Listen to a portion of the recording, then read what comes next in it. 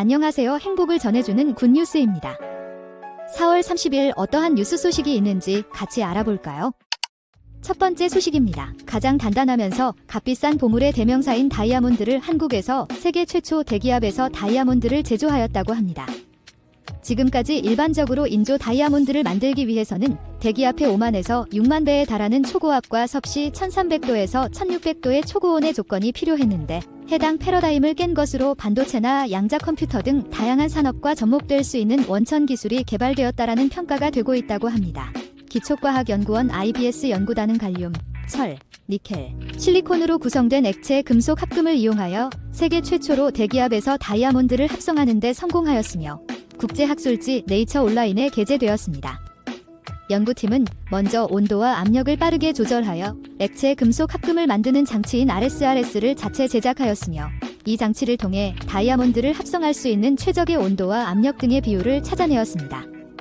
그 결과 갈륨 77, 75%, 니켈 11%, 철 11%, 실리콘 0.25%로 구성된 액체 금속 합금을 만들었습니다. 그리고 섭씨 1025도와 대기압 조건에서 이 액체 금속 합금 하부에 다이아몬드가 만들어지는 것을 확인하였다고 합니다. 다이아몬드는 단단하다는 특징도 있지만 우수한 열 전도성이 있는 것이 특징입니다. 그래서 열 전도체, 반도체의 온도 상승을 방지하는 방열 장치에 쓰이는 등 활용도가 높습니다. 하지만 대부분의 다이아몬드는 고온과 고압 조건에서만 합성되었기 때문에 제작하는 데 한계가 있었으며 이러한 조건을 유지하기 위한 장치적 한계 때문에 그 크기는 1cm 세제곱에 불과하였습니다. 하지만 이번에 새롭게 개발한 합성법을 이용한다면 더 큰 인조 다이아몬드를 손쉽게 만들 수 있습니다. 이처럼 새로운 다이아몬드 제작 방법은 앞으로의 반도체, 양자 컴퓨터 등 다양한 산업 분야에 응용될 전망이며 그 선두주자로 대한민국이 앞장설 수 있는 발견이라고 합니다. 두 번째 소식은 사회의 감동적인 소식입니다. 24일 경남 하동 경찰서에 따르면 국밥집 사장 하씨는 지난 2월 경남 하동군의 한 골목길에서 자전거를 타고 가다 현금 122만 원을 떨어뜨렸으나 이 사실을 눈치채지 못하고 그대로 지나갔다고 합니다. 해당 지폐는 바닥에 떨어진 채 차량에 밟히며 길거리에서 뒹굴고 있는 상태였다고 합니다. 이때 골목길을 지나던 고등학교 1학년 양은서 양이 지폐를 발견하였고 두리번거리던 양은서 양은 먼저 휴대전화로 길에 떨어진 지폐를 촬영한 후 쪼그려 앉아 지폐를 한 장씩 주워 인근 경찰서에 인계하였다고 합니다. 누군가 오해할 수 있는 상황에서 휴대전화로 먼저 촬영한 부분도 참 침착하게 대응한 것 같습니다. 경찰은 폐쇄회로 CCTV를 확인하여 하씨가 지폐의 주인임을 찾게 되었고 무사히 돈을 전달하였다고 합니다. 양은서 양은 인터뷰에서 큰돈이니까 잃어버리신 분이 돈을 찾고 계실 수도 있어 그 돈을 빨리 경찰서에 가져다 줘야겠다고 생각했다 라며 당시 상황을 설명하였습니다. 돈을 잃어버렸던 국밥집 사장 하씨는 양양에게 사례금 20만 원을 주었으며 진짜 너무 고맙다며 국밥값 안 줘도 된다며 앞으로 평생 공짜로 먹어도 되니 언제든 오라고 하였다고 합니다. 바쁜 세상에 따끈한 배를 채워주는 국밥과 같이 살기 팍팍해진 우리 사회의 따뜻함은 남아있는 소식이었던 것 같습니다. 세 번째 소식은 동네 보안관 댕댕이 순찰대에 관한 소식입니다. 밤이 되면 가로등이 켜져 있는 곳도 많지만 골목골목에는 아직 어두컴컴한 곳이 많은 것도 사실입니다. 이때 도움을 주는 사람들의 가까운 파트너 반려견이 있는데요.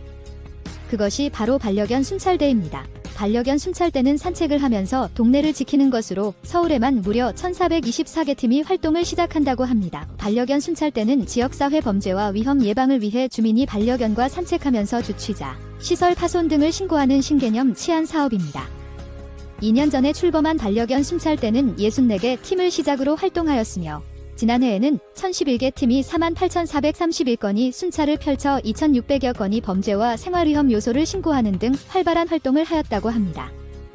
해당 사업은 금전적인 지원이 있는 것은 아니나 산책을 하면서 동네를 지킨다라는 사명감으로 서울 시민들의 인기를 이끌어 올해는 첫 해보다 22배 많은 팀이 활동을 하고 있으며 상시 모집 체제를 통하여 2,000개 팀 참여가 목적이라고 합니다.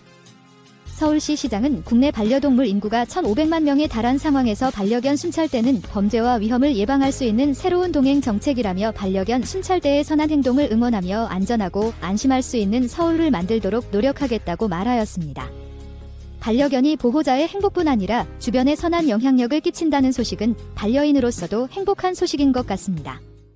네 번째 소식은 e스포츠 간판 선수 대상협 페이커 선수에 관한 소식입니다. 하루 광고비가 무려 6억 원에 달하는 미국 라스베거스 스피어돔에 한국인 단독으로 등장했다는 놀라운 소식입니다. 그 주인공은 살아있는 전설 페이커 선수인데요. 22일 미국 라스베이거스에 위치한 초대형 돔 시설인 스피어의 리그 오브 레전드라는 글과와 함께 페이커의 이름이 적힌 뒷모습이 공개되었습니다. 해당 영상은 사우디아라비아에서 열리는 e스포츠 월드컵 홍보 영상으로 홍보 영상에서는 19개의 e스포츠 게임을 대표하는 선수들이 소개되었습니다. 이 중 페이커 선수는 영상에 꽂히자 피날레인 엔딩을 장식하였습니다.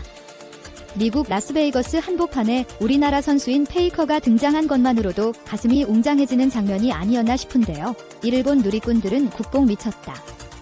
가슴이 웅장해진다. 페이커 그는 대체 마이혁. 우리 상영이는 롤 그 자체니까 페이커는 월드클래스가 맞습니다 등의 반응을 보였습니다. 해당 월드컵에는 국내 게임단으로 T1과 젠지가 참여하는 것으로 알려진 것만큼 좋은 결과가 있지 않을까 내심 기대해봅니다. 마지막 5번째 소식은 경제 소식입니다. 대한민국 하면 기술력이고 강한 힘으로 비롯된 방산이라고 할 수 있는데요.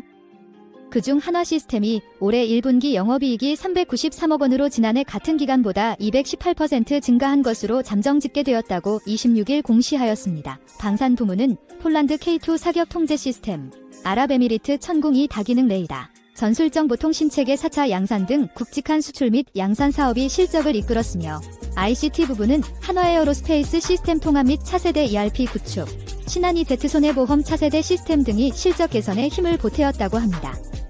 또한 한화시스템은 올해 전년 대비 2자릿수 규모의 매출 성장이 가능할 것으로 전망돼 앞으로의 대한민국 방산기술 분야가 더 기대되고 있는 부분입니다.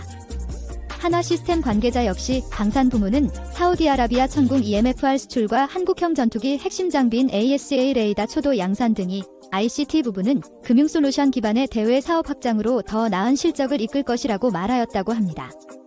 나라를 지키는 힘이 평화라는 부분에 이번 소식은 우리 대한민국의 안보와 평화의 긍정적인 기여와 발전을 순탄히 진행하고 있다는 소식이었습니다.